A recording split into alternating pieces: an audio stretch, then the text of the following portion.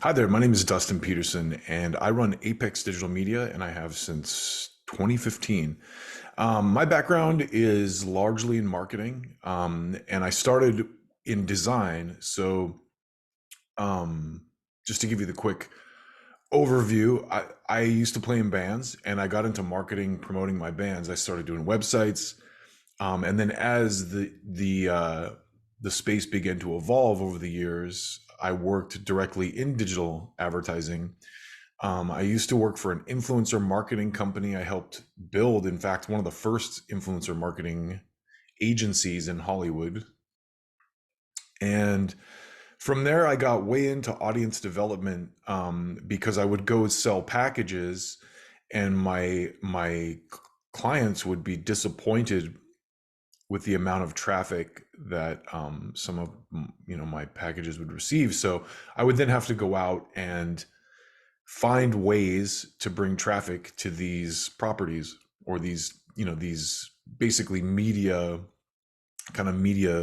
um, customizations that I was selling to advertisers. And they involved a lot of different things, a lot of times banners and social media executions and that kind of thing. So I got way into, Google AdWords and social advertising and SEO and just anything that would bring traffic to a website. And that's where Apex Digital Media comes from. So as I mentioned, Apex is an audience development company. And so what we do is we help users develop an audience. That audience then is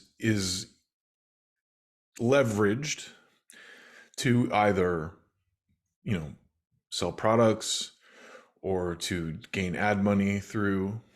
And, we've worked with a variety of different types of companies.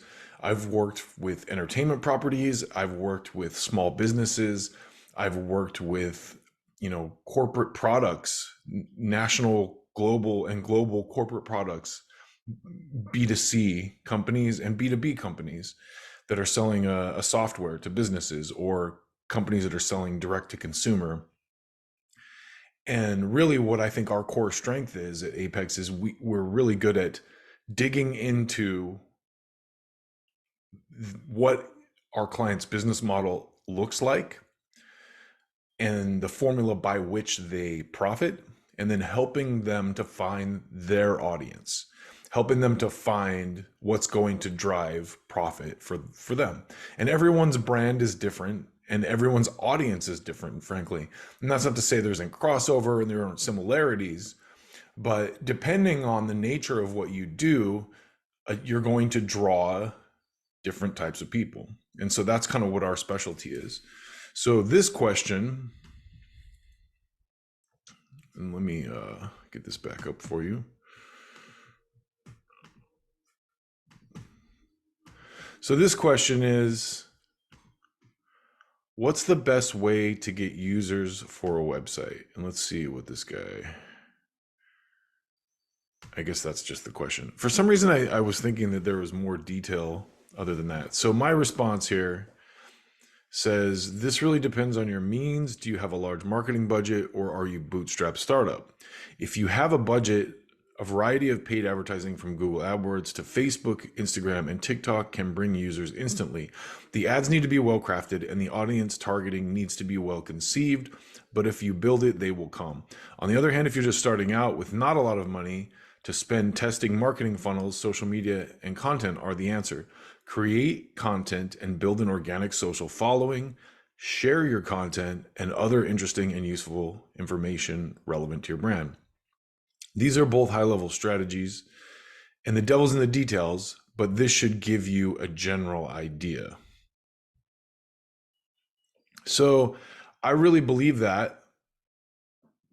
And like I said before, we've worked with a variety of different types of clients that fit, that run the gamut between these two spectrums. Obviously, people that don't have a budget to pay us, we're not working a lot for. But I've built my own brands, and I've helped family members and friends work on projects that I didn't get paid for.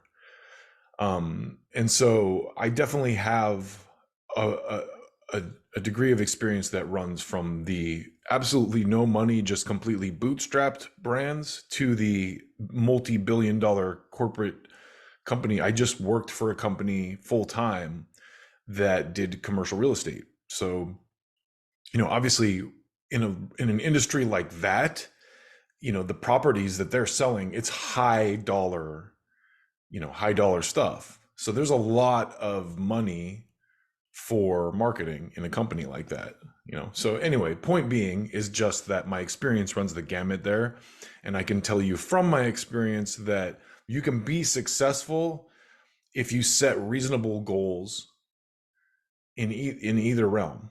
Obviously if you don't have a lot of money to spend on marketing, you don't want to set unrealistic goals and say, oh, I'm going to have 1 million users by the end of the month with no money. That's an unrealistic goal. But hey, if you have really great content and you know how to use TikTok, for example, and you know how to speak to the demographic, that you have a product that's interesting, if you have an interesting story or an interesting product, it's definitely possible.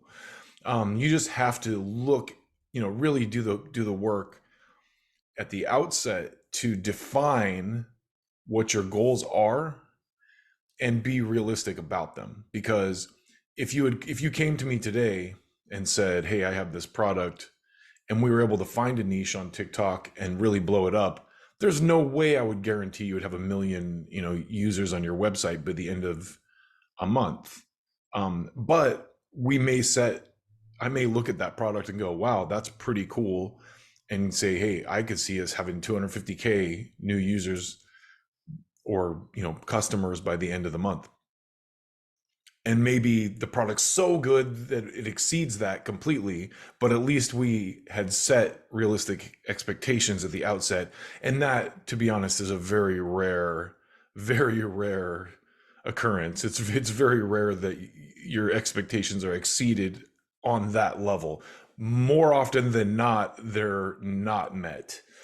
Because I think a lot of people, and I do my best when I work with clients to kind of manage expectations, but everyone believes in themselves, and everyone is a lot of, believe it or not, most people are optimistic. So you have to be careful about being too optimistic, and you have to be conservative in estimating these types of things. If a client came to me and said, Dustin, what's the best way to get users for a website? This is basically what I would tell them. And then obviously, depending on a lot of other factors, we would go in, we would look at what they're offering, what they're trying to accomplish, and we would write up a detailed proposal on how to get to those goals, or how we plan on getting to those goals. But I don't usually spend time going that deep until we have a client that we know that has paid a deposit and we're ready to move forward with them. We're not trying to spend a bunch of time writing up business plans for people that aren't going to pay us. So anyway, thank you for listening.